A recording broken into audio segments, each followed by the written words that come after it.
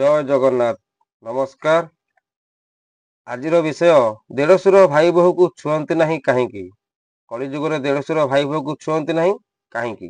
ଶ୍ରୀକ୍ଷେତ୍ର ପୁରୀରେ ଦୁଇ ଭାଇଙ୍କ ସହିତ ମା ଲକ୍ଷ୍ମୀ ପୂଜା ପାଆନ୍ତି ନାହିଁ କାହିଁକି? ରଥଯାତ୍ରା ପରେ ମା ଲକ୍ଷ୍ମୀ ଏବଂ ପ୍ରଭୁ ଜଗନ୍ନାଥଙ୍କ କଳିକୁ କିଏ ସମାଧାନ କରିଥାନ୍ତି? ସୃଷ୍ଟିର ସଂରଚନା ପାଇଁ ମା ଲକ୍ଷ୍ମୀ ପ୍ରଭୁ ଜଗନ୍ନାଥଙ୍କୁ ବିବାହ କରି ଲୋକମାତାଙ୍କୁ ଆସନ ଅଳଙ୍କୃତ କରିଛନ୍ତି। ମା ଲକ୍ଷ୍ମୀ ଜଗନ୍ନାଥଙ୍କର ପତ୍ନୀ, ବଳଭଦ୍ର ଜଗନ୍ନାଥଙ୍କର ବଡ଼ ଭାଇ ହୋଇଥିବାରୁ ମା ଲକ୍ଷ୍ମୀଙ୍କର ଦେଢ଼ଶୁର। ବଳରାମ ଦାସ ଲକ୍ଷ୍ମୀ ପୁରାଣରେ ବର୍ଣ୍ଣନା କରିଛନ୍ତି। କମଳିନୀ କହୁଛନ୍ତି, ତୁଳସୀ ବ୍ରାହ୍ମଣୀ ଦେଢ଼ଶୁର ମୋର ଅଟନ୍ତି ହଳ ପାଣି। କଳିଯୁଗରେ ପ୍ରତ୍ୟେକ ବଡ଼ ଭାଇ ସାନ ଭାଇ ପତ୍ନୀର ଦେଢ଼ଶୁର ଅଟନ୍ତି। ଦେଢ଼ଶୁରଙ୍କୁ ଛୁଇଁବା ପାଇଁ ବାରଣ ରହିଛି। ଏହି ପ୍ରସଙ୍ଗ ବଳରାମ ଦାସ ଲକ୍ଷ୍ମୀ ପୁରାଣରେ ପ୍ରାଞ୍ଜଳ ଭାବରେ ବର୍ଣ୍ଣନା କରିଛନ୍ତି। ମା ମହାଲକ୍ଷ୍ମୀ ବଳଭଦ୍ରଙ୍କୁ ଛୁଇଁବେ ନାହିଁ। ବଡ଼ଦେଉଳରେ ଦେଢ଼ଶୁର ବଡ଼ଦେଉଳରେ ଅବସ୍ଥାନ କରିଥିବାରୁ ମା ଲକ୍ଷ୍ମୀଙ୍କର ମନ୍ଦିର ବଡ଼ଦେଉଳରୁ ଅଲଗା ରହିଅଛି। କିନ୍ତୁ ପ୍ରଶ୍ନ ଉଠୁଛି, କାହିଁକି ଦେଢ଼ଶୁର ଭାଇ ବୋହୂକୁ ଛୁଇଁବା ପାଇଁ ବାରଣ କରାଯାଇଛି? ଏହି ପ୍ରସଙ୍ଗ ଏବେକାର ନୁହେଁ, ଏହା ତ୍ରେତୟା ଯୁଗର ପ୍ରଭୁ ଶ୍ରୀରାମଙ୍କ ଅବତାର ସମୟର କାହାଣୀ ଅଟେ। ରାମାୟଣରେ ବର୍ଣ୍ଣିତ ଲକ୍ଷ୍ମଣଙ୍କ ଚରିତ୍ର ସେବା ଓ ଆଦର୍ଶର ପ୍ରତୀକ। ନିଦ୍ରା ଦେବୀଙ୍କୁ ଆୟତ କରି ଭ୍ରାତା ଶ୍ରୀରାମ, ଭାଉଜ ମାତା ସୀତାଙ୍କୁ ରାତ୍ର ସମୟରେ ସୁରକ୍ଷା ପ୍ରଦାନ କରୁଥିବା ତ୍ୟାଗୀ ଲକ୍ଷ୍ମଣ ଥିଲେ ଶେଷନାଗଙ୍କ ଅବତାର।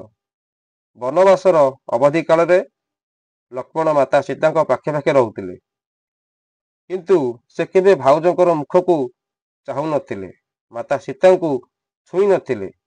ବଡ଼ ଭାଉଜଙ୍କୁ ଇଷ୍ଟ ଦେବୀଙ୍କର ସମ୍ମାନ ଦେଇ 14 ବର୍ଷ ବନବାସ ଜୀବନ ଅତିବାହିତ କରିଥିଲେ।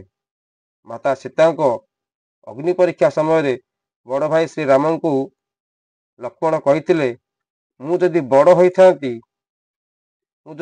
ଭାଇ ହୋଇଥାନ୍ତି, ଏହି ଅନ୍ୟାୟ ଆଦେଶ ବିରୁଦ୍ଧରେ ଅସ୍ତ୍ର ଧରିବାକୁ ମୁଁ ପଛେଇ ନଥାନ୍ତି। ଶ୍ରୀରାମଚନ୍ଦ୍ର ଲକ୍ଷ୍ମଣଙ୍କୁ ଦ୍ୱାପର ଯୁଗରେ ବଡ଼ ଭାଇ ହେବାର ବରଦାନ ଦେଇଥିଲେ। ଅଯୋଧ୍ୟାର ରାଜା ରାମଚନ୍ଦ୍ର ଲକ୍ଷ୍ମଣଙ୍କୁ ଆଦେଶ ଦେଇଥିଲେ ସୀତାମାତାଙ୍କୁ ଘନ ବନାନୀ କୋଳରେ ଛାଡ଼ି ଦେଇ ଆସିବାକୁ। ଏହି ଆଦେଶ ବିରୁଦ୍ଧରେ ଲକ୍ଷ୍ମଣ ପ୍ରତିବାଦ କରିଥିଲେ। ମୁଁ ଯଦି ବଡ଼ ଭାଇ ହୋଇଥାନ୍ତି, ଆପଣଙ୍କର ଏହି ଅନ୍ୟାୟ ଆଦେଶକୁ ପାଳନ କରିବାକୁ ବାଧ୍ୟ ହୋଇନଥାନ୍ତି। ଶ୍ରୀରାମଚନ୍ଦ୍ର କଳିଯୁଗରେ ଲକ୍ଷ୍ମଣଙ୍କୁ ବଡ଼ ଭାଇ ହେବାର ବରଦାନ ଦେଇଥିଲେ।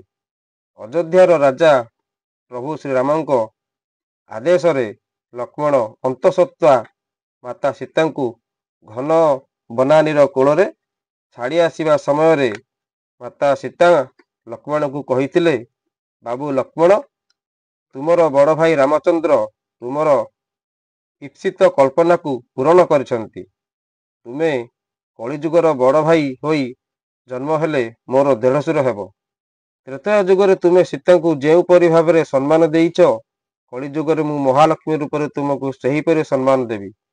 ତୁମେ ତ୍ରେତୟା ଯୁଗରେ ସୀତାଙ୍କ ମୁଖକୁ ଦର୍ଶନ କରିନାହଁ, ମୁଁ ମହାଲକ୍ଷ୍ମୀ ରୂପରେ ତୁମର ମୁଖକୁ ଦର୍ଶନ କରିବି ନାହିଁ। ଓଢ଼ଣା ଭିତରେ ମୁହଁକୁ ଲୁଚାଇ ଭାଇ ବୋହୂର ପରିଚୟ ପ୍ରଦାନ କରିବି। ତୁମେ ସୀତାର ପାଦକୁ ଦର୍ଶନ କରି ପ୍ରଣାମ କରିଛ। ଲକ୍ଷ୍ମୀ ନାରାୟଣଙ୍କ କଳି ସମୟରେ ତୁମେ ବଡ଼ ଭାଇ ବଳଭଦ୍ର ହୋଇ ଯେତେବେଳେ କଳି ସମାଧାନ କରିବ, ମୁଁ ମହାଲକ୍ଷ୍ମୀ ତୁମ ପାଦ ଦର୍ଶନ କରି ପ୍ରଣାମ କରିବି। ତୁମେ ସୀତାଙ୍କୁ ସମ୍ମାନ ଦେଇ ଛୁଇଁ ନାହଁ, ମୁଁ ମହାଲକ୍ଷ୍ମୀ ହୋଇ ସମ୍ମାନ ଦେଇ ତୁମକୁ ଛୁଇଁବି ନାହିଁ। କଳିଯୁଗରେ ପ୍ରତ୍ୟେକ ଦେଢ଼ଶୁରଙ୍କୁ ଭାଇ ବୋହୂ ଏହିପରି ଭାବରେ ସମ୍ମାନ ଦେବେ। ମୁଁ ମର୍ଯ୍ୟାଦା ପୁରୁଷ ପ୍ରଭୁ ଶ୍ରୀରାମଙ୍କ ପତ୍ନୀ ସୀତା ତୁମକୁ ଏହି ବରଦାନ ଦଉଛି। ତ୍ରେତୟା ଯୁଗରେ ମାତା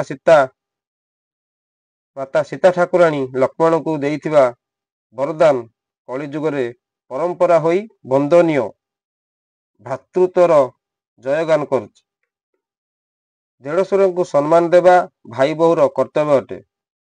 ଏହି ପରମ୍ପରାକୁ ଅକ୍ଷୁଣ୍ଣ ରଖିବା ପାଇଁ ପ୍ରତ୍ୟେକ ଭାଇ ବୋହୂ ଓଢ଼ଣା ଭିତରେ ମୁହଁ ଲୁଚାଇ ଦେଢ଼ଶୁରଙ୍କୁ ସମ୍ମାନ ଦେଇଥାନ୍ତି। ମା ମହାଲକ୍ଷ୍ମୀଙ୍କ ଆଦର୍ଶରେ ଅନୁପ୍ରାଣିତ ହୋଇ ସମସ୍ତ ନାରୀ ସାମାଜିକ ଶୃଙ୍ଖଳାରେ ବନ୍ଦୀ ହୋଇ ଦେଢ଼ଶୁରଙ୍କୁ ଛୁଅନ୍ତି ନାହିଁ। ଜଗନ୍ନାଥ ସଂସ୍କୃତି ଲୋକାଚାର ନୀତି ନିୟମ ପୁଣ୍ୟ ପ୍ରବାହର ମାନଧାରା। ବସୁନ୍ଧୈବ କୁଟୁମ୍ବକମ୍ ଭ୍ରାତୃତ୍ୱର ଆବାହନୀ ମାତୃତ୍ୱର ଶଙ୍ଖଧ୍ୱନି ଆମ ଉତ୍କଳୀୟ ପରମ୍ପରାର ସ୍ୱତସ୍ୱିନୀ ଗଙ୍ଗା ପରି ପବିତ୍ର ଅଟେ। ଜୟ ଜଗନ୍ନାଥ, ଜୟ ମା ଲକ୍ଷ୍ମୀ।